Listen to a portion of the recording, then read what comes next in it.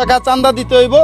আমি এই 5 লক্ষ টাকার চাঁদা দেওয়ার অস্বীকার করার কারণে আমি একজন বালাই নাশকের লাইসেন্সপ্রাপ্ত ব্যবসায়ী, দোকানপাট ভাঙচুর করে আনুমানিক 25 লক্ষ টাকার মাল তারা লুটপাট করে নিয়ে গেছে। দেশটা তারেক রহমানের কাছে আবেদন করব যে আজিমনগর এই দুর্গম চরের মানুষকে উনি রক্ষা করুক।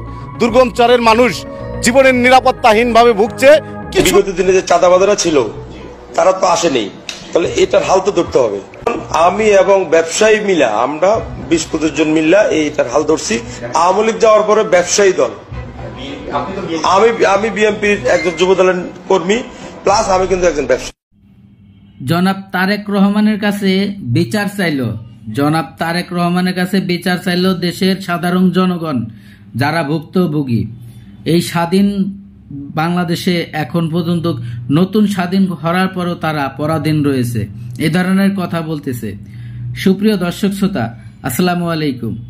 দেশে এবং প্রবাসে, দূরে এবং কাছে, যে যেখান থেকে আজকের এই ভিডিওগুলো দেখার জন্য প্লে করেছেন, সবাইকে আন্তরিক শুভেচ্ছা, অভিনন্দন। দর্শক শ্রোতা, জনাব তারেক রহমানের কাছে বিচার চাইল যে তাদের বাড়িঘর হারা, তাদের বাড়িঘর ভাঙে নিয়ে গেছে, জমি জাতি জোর করে লিখে নিয়ে গেছে, ঘরের থেকে গোয়ালের থেকে গরু খুলে নিয়ে গেছে, 25টা গরু নিয়ে গেছে, এবং কি 25 লক্ষ টাকার মালামাল দোকান থেকে লুট করে নিয়ে গেছে।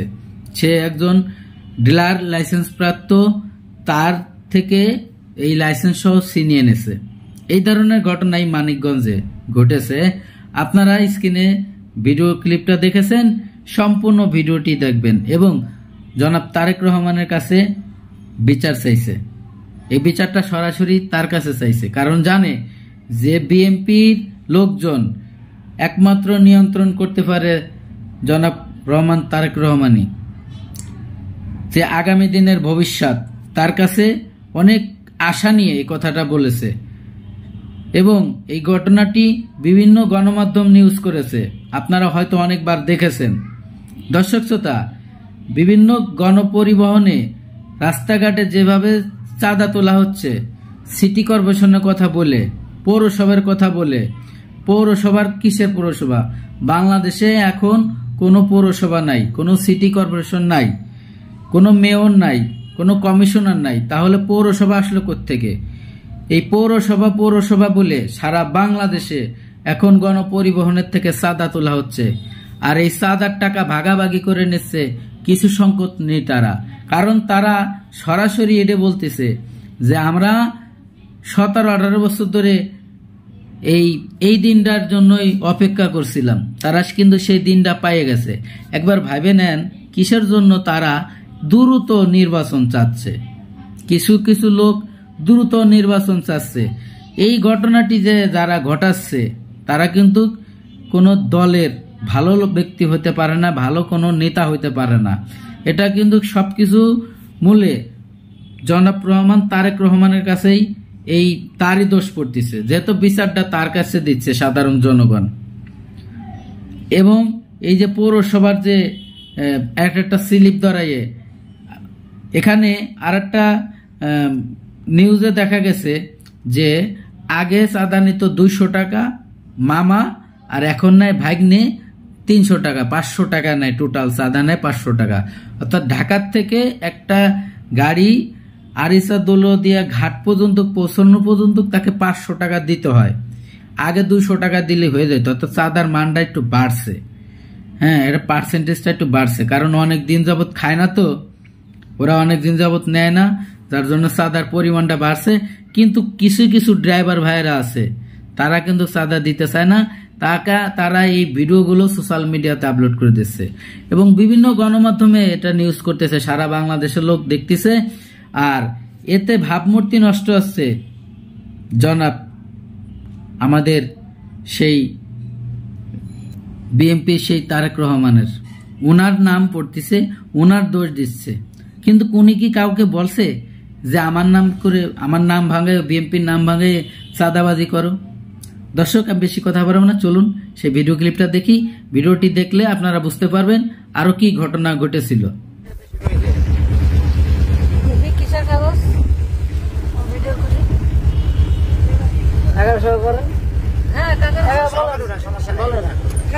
কিসের টাকা কাকা? পৌরসভা কিসের টাকা? এখানে টাকা আছে পয়লা বৈশাখের থেকে যেটা ছবি সেই টাকা। মানে বুঝলাম না, আমি সারা জীবন এখানে থাকি, কোনোদিন তো এরকম আসলো মানে দেওয়া লাগলো না। সারা জীবন এখানে থাকেন ধরে চিন্তা করেন।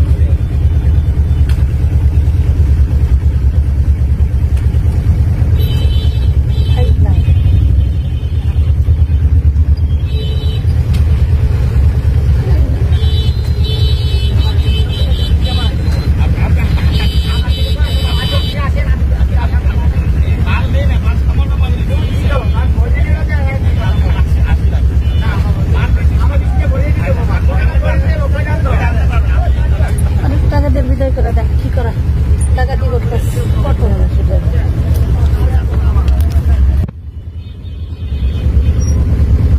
ঢাকা জেলার ঘুরি কোন সময় কোন জায়গায় যেসব জায়গা সব ছিল ওইসব জায়গায় নামাজ। এটা তো নতুন ডাক, এটা তো নতুন ডাকে বছরের। কিসের টাকা আমি বুঝলাম না এগুলা। সারা জীবন এর রুট দিয়ে আসা যাওয়া করি, কোনোদিন দেওয়া লাগলো না। আজকে ফার্স্ট, আজকে ফার্স্ট। কি বল, আমি 20 বছর ধরে এলাকায় থাকি। আমি 20 বছর ধরে এলাকায় থাকি কাকা। তা দেখতে পারেন, কিন্তু এই জায়গা হচ্ছে পয়লা বৈশাখের এর আগে ছিল কমিশনার, এখন টাকা দিল আগে। এখন কারা নিতেছে? এখন আছে ওই যে পাপ্পুরা পাপ্পু, হ্যাঁ মানে এই চাঁদাবাজি আর কি, বুঝছি। এই তো এই চাঁদাবাজি করছে, চাঁদাবাজি। এটা চাঁদাবাজি। নেন 50 টাকা লোন, এটা ডকুমেন্টের সাথে থাকবো তো দেখেন টাকা।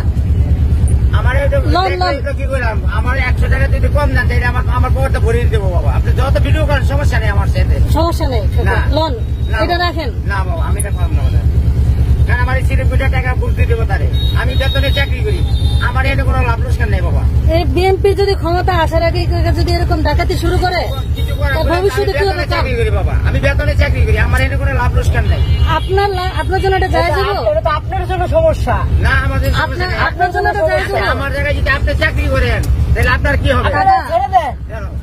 আরেকজন আইব না, আমার জায়গায় আরেকজন আসবে। আচ্ছা 400 টাকা দেন, 400 টাকা দেন, 400 টাকা। আমার জায়গায় আরেকজন আসবে না। আরে যে আসুক, আপনার জন্য এই টাকা যায় যাবো নাকি? আপনি টাকা কালেকশন করে আপনার জন্য।